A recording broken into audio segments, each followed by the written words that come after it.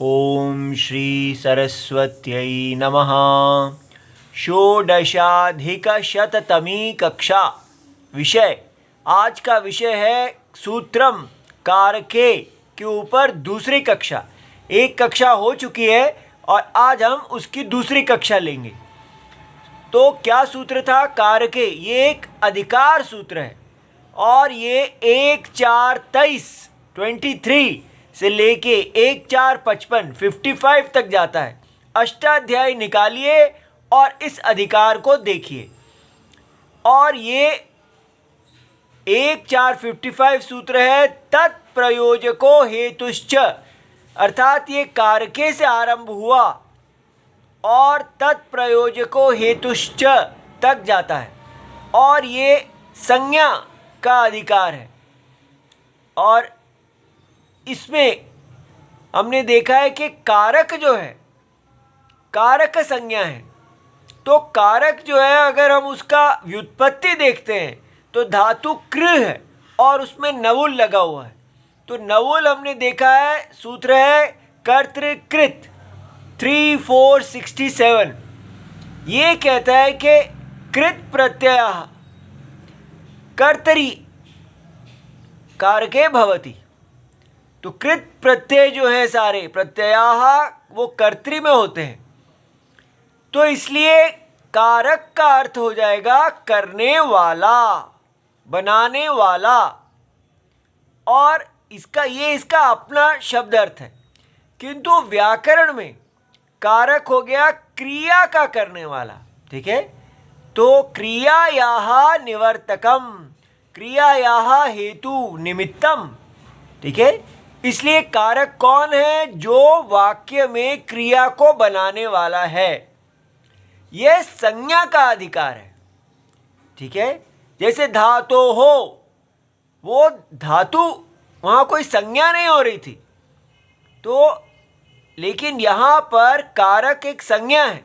जो जो इस अधिकार में कहे गए हैं वो सब कारक हैं। इस प्रकार ऐसे प्रथमा विभक्ति कारकम ऐसा होना चाहिए था, क्योंकि जैसे हमने कृत्याः देखा, वो संज्ञा का अधिकार है। तो वहाँ था सारे जो जो प्रत्यय कहे जाएंगे वो कृत्य संज्ञा होंगे, प्रथमा विभक्ति थी। लेकिन यहाँ पर कारके में हम देख रहे हैं कि सप्तमी विभक्ति है। ऐसा क्यों है? तो कारके में काशिकाकार कहते हैं कारके इति विशेषणम अपादानादि संज्ञाम विषयम।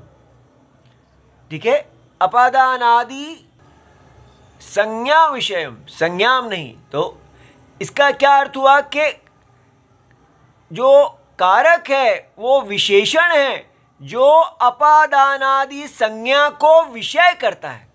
ठीक है, अपादान जो आगे इतने सारे कारक, कारक क्या हैं? कारक अनेक हैं, माने 6 हैं। तो अपादानादि संज्ञा के विषय में, तो ये विषय सप्तमी समझनी चाहिए कि अपादानादि जो भी संज्ञाएं हैं उनको विषय करने वाली विशेषण, ऐसे समझिए। इसीलिए यहाँ सप्तमी लगाई गई है। तो कारक क्या क्या है? कर्ता कारक, कर्म कारक, करणम, संप्रदानम, अपादानम और अधिकरणम। संबंध जो है वो कारक नहीं है। विशेषण का काम है समान जाति से पृथक करना। तो विशेषण का काम क्या होता है? कारक की सारी जातियां हैं तो उसमें संप्रदान कारक, सब कारक हैं, लेकिन वो अपने अपने कार्य से पृथक किए गए हैं। इसलिए यहाँ पर इनके साथ अपनी अपनी संज्ञा को विषय करने वाला कारक। तो क्रिया को कर्ता कारक है, कर्म कारक है, इस प्रकार। अब हम यहाँ देखते हैं कि वाक्य में किसी संज्ञा पद और क्रियापद के बीच में जो संबंध होता है उसे ही कारक कहा जाता है, ऐसा आप्टे जी कहते हैं। तो ये बहुत अच्छी डेफिनेशन, परिभाषा है कि कोई भी वाक्य हो उसमें क्रिया और संज्ञा इन दोनों पदों का संबंध जो बताता है उसको कारक कहते हैं।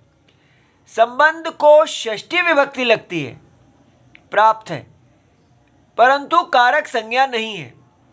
लेकिन संबंध जो है उसको षष्ठी विभक्ति मिलती है, उसको कारक संज्ञा नहीं है। कौन सा संबंध? जो संज्ञा और संज्ञा के बीच में संबंध होता है। क्रिया पद और संज्ञा पद में जो संबंध है वो कारक है, लेकिन संज्ञा और संज्ञा के बीच में जो संबंध है वो कारक नहीं। जैसे देखिए, रामः दशरथस्य पुत्रः अस्ति। यहाँ राम और पुत्र दोनों अस्ति क्रिया के साथ जुड़े हुए हैं, तो ये अस्ति क्रिया के कर्ता हैं। लेकिन राम और दशरथ का जो संबंध है, ठीक है, दशरथस्य, राम जो दशरथ के पुत्र हैं, इन दोनों का जो संबंध है ये कारक नहीं है।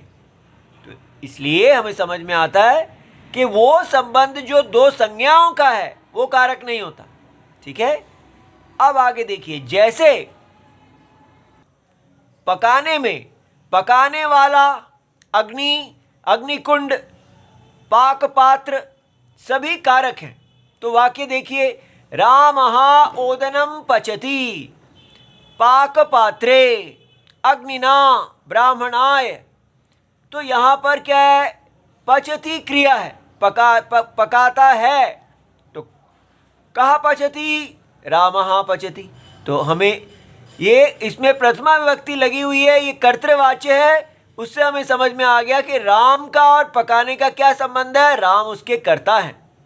ओदनम कम पचति, तो ये द्वितीय विभक्ति से हमें समझ में आ गया कि ओदनम जो है ये पचति के साथ कैसे जुड़े हुए हैं, ये उसके कर्म हैं। ठीक है, इसी प्रकार वो कहाँ पर की जा रही है? तो पाक पात्र में क्रिया, पकाने के काम किया जा रहा है। किसके द्वारा किया जा रहा है? केन, तो उसके साधन कौन, करण कौन है? अग्नि। किसके लिए किया जा रहा है? ब्राह्मणाय। ये सारा जो है इसको कारक कहते हैं। इति सर्वम शिवम प्रणाम।